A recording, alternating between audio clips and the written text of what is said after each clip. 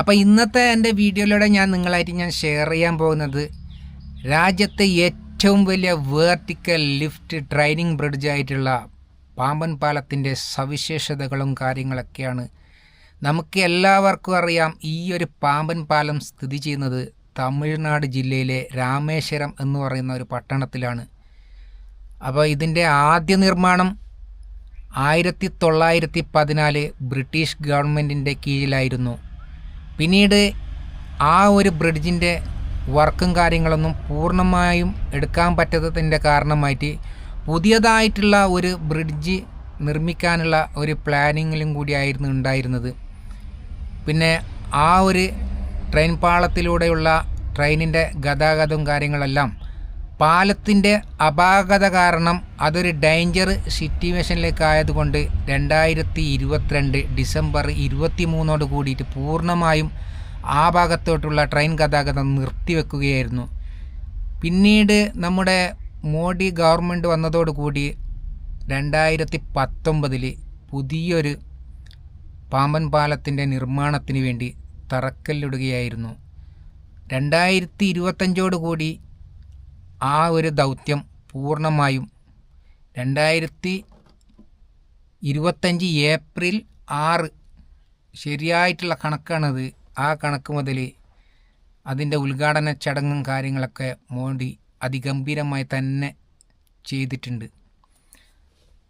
ഇപ്പോൾ ഈ ഒരു പാലത്തിന് വേണ്ടി ചെലവഴിച്ച കാശ് 535 കോടി രൂപയാണ്. ഏകദേശം 2.5 കിലോമീറ്ററാണ് ഇതിൻ്റെ ഒരു ലെങ്ത്തായിട്ട് വരുന്നുള്ളത്. അപ്പോൾ തൊട്ടടുത്തുള്ള ഈ ധനുഷ്കോടിനെ കുറിച്ചുള്ള കാര്യങ്ങളെല്ലാം നമുക്ക് എല്ലാവർക്കും അറിയുന്നതാണ്. പക്ഷേ ഇപ്പോൾ നമ്മുടെ പലവരുടെയും മനസ്സിൽ ധനുഷ്കോടി എന്ന് കേൾക്കുമ്പോൾ ഓടിയെത്തുന്നത് അത് ഒരു ടൂറിസ്റ്റ് കേന്ദ്രമായിട്ടാണ്. കാരണം 1964 രാമേശ്വരം ഭാഗത്ത് അതിശക്തമായി ചുറ്റിയടിച്ച ആ ഒരു കൊടുങ്കാറ്റിൻ്റെ ഭാഗമായി നശിച്ച് നാറാണക്കല്ല് എടുത്തുപോയ ഒരു പട്ടണമാണ് ധനുഷ്കോടി.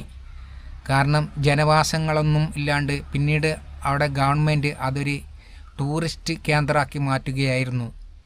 തൊട്ടടുത്ത് 25 കിലോമീറ്റർ കൂടി നമ്മൾ ട്രാവൽ ചെയ്ത് കഴിഞ്ഞാൽ ശ്രീലങ്ക ഭാഗത്തോട്ട് നമുക്ക് എത്താൻ കഴിയും.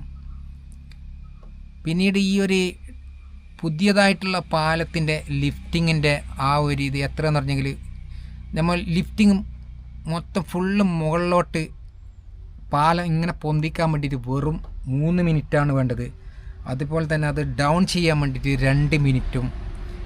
ഇപ്പോഴത്തെ ഈ പാലത്തിൻ്റെ ഒരു നീളം എന്ന് പറഞ്ഞാൽ 22 മീറ്റർ വരെ നമുക്ക് പൊക്കാൻ കഴിയും. അപ്പോൾ അതിനെ തൊട്ടുള്ള ഉപകാരം എന്ന് പറഞ്ഞെങ്കിൽ വലിയതായിട്ടുള്ള ഹ്യൂജ് ഷിപ്പ് കാര്യങ്ങളൊക്കെ വരുമ്പോൾ നല്ല രീതിയിൽ ക്രോസ് ചെയ്ത് കടന്നു പോകാൻ കഴിയും. അതുപോലുള്ള ഒരുപാട് ഗുണങ്ങളുണ്ട്. പിന്നെ അതുപോലെ തന്നെ ഇതിനെക്കുറിച്ച് പറയുകയാണെങ്കിൽ ഒരുപാട് കാര്യങ്ങൾ ഇനിയും ബാക്കി കിടക്കുന്നുണ്ട്. അപ്പോൾ ഈ വീഡിയോനെ കുറിച്ചുള്ള അഭിപ്രായം കാര്യങ്ങളും ഇതുപോലുള്ള വീഡിയോകൾ നിങ്ങൾക്ക് ഡീറ്റെയിൽ ആയി വേണമെങ്കിൽ ഇഷ്ടപ്പെടുന്നുണ്ടെങ്കിൽ ഒന്ന് കമൻറ്റിലൂടെ അറിയിക്കുക. ബാക്കി കാര്യങ്ങളെല്ലാം ഞാൻ അടുത്ത വീഡിയോയിലൂടെ ചെയ്യുന്നതായിരിക്കും. നന്ദി, നമസ്കാരം.